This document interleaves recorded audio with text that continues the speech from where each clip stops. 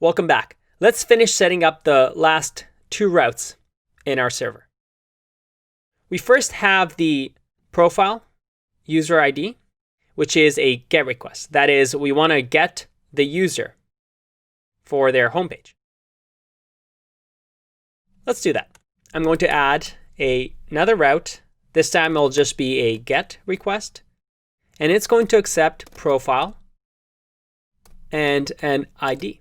Remember that if we do it with this syntax, that means we can enter in our browser anything, and we'll be able to grab this ID through the request.params property.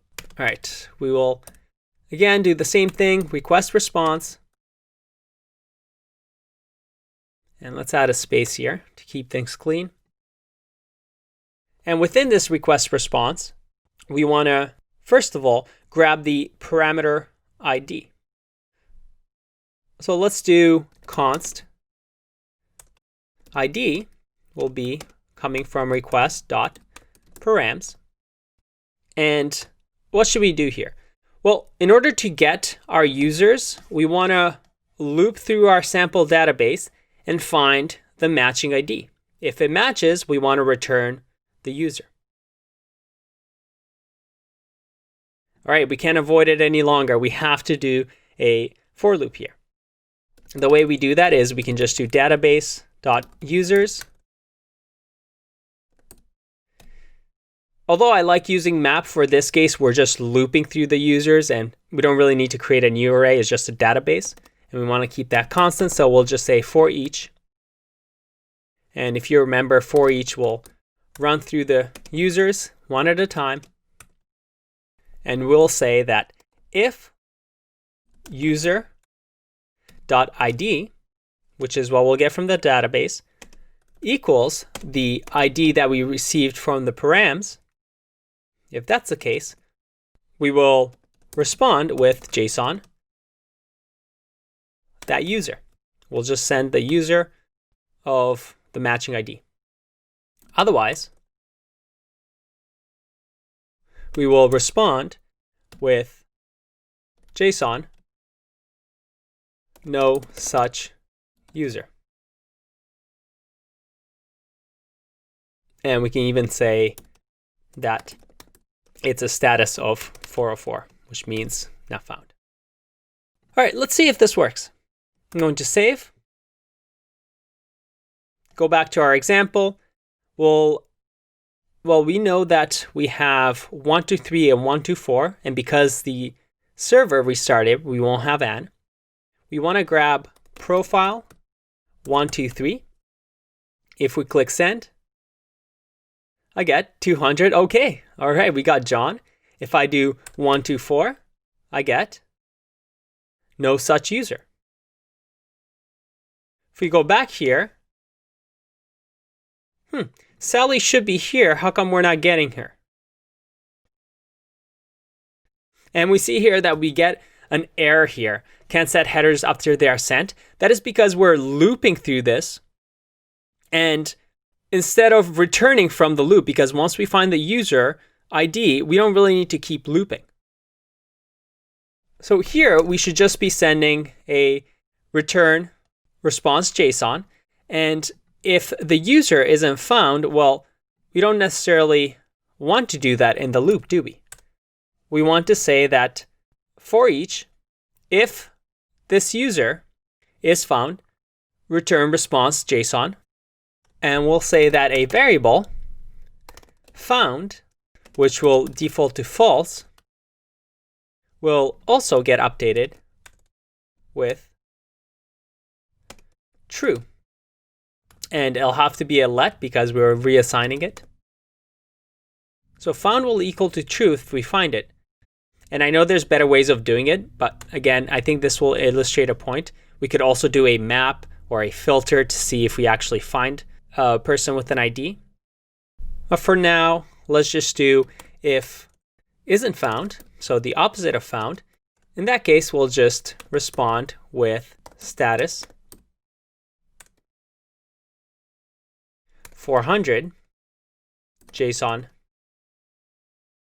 not found. Let's give that a go.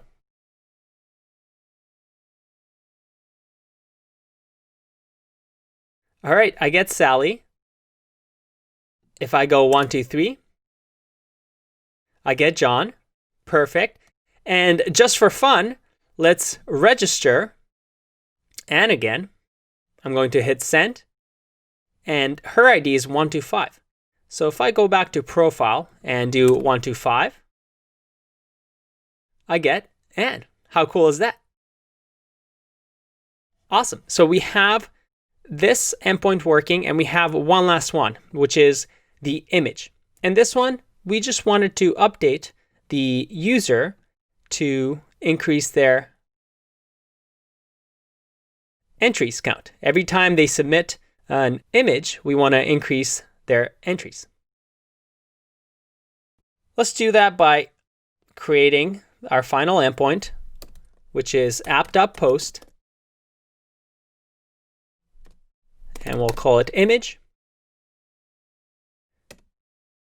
We'll get a request response.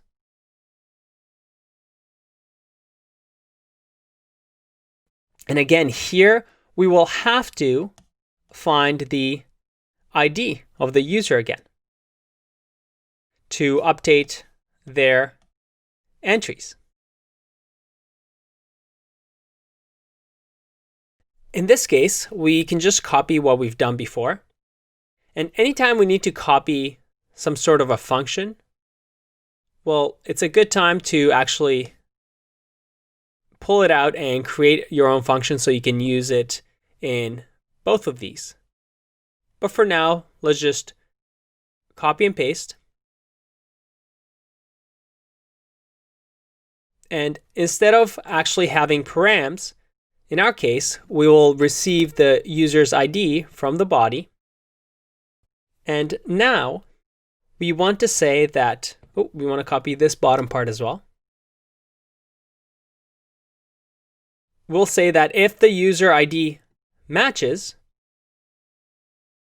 in that case, we will respond with the user dot entries. And this entries we want to actually increase. So we'll say that user.entries plus plus. Remember, that's a short form of me doing +1 and reassigning it. So we'll just do plus plus. And now the entries of the user should increase, and then we'll respond with that. If that doesn't work, if the user wasn't found, in that case, we'll just keep it the way it is. User was not found. Let's save that and go back to Postman. We'll say image, and within this image, we will have a post request, which means a body. And we can just pass the user's ID. In our case, we'll say ID 123, which is John's ID. And we'll click send. I get 1. If I click again, I get 2, 3, 4, 5. And if I go back to the root, which returns our users, and change that to get, I get John with 5 entries and Sally with 0 entries. Let's make sure it works for Sally as well. If I do 1, 2, 4, I get now entries of 1. And going back to the get users, I get John with 5 entries and Sally with 1 entry. Amazing. We got ourselves a nice API server. It can definitely improve. There's a few things that we obviously want to change, such as sign in to not just have it for John. We have a few repetition of code that perhaps we can extract this out into a function. But I wanted us to have something working, something that we can use so that we can connect it immediately with our front end. We can finally delete our commented out section where we planned what our API is going to look like. Good job getting this far. I'll see you in the next video. Bye-bye.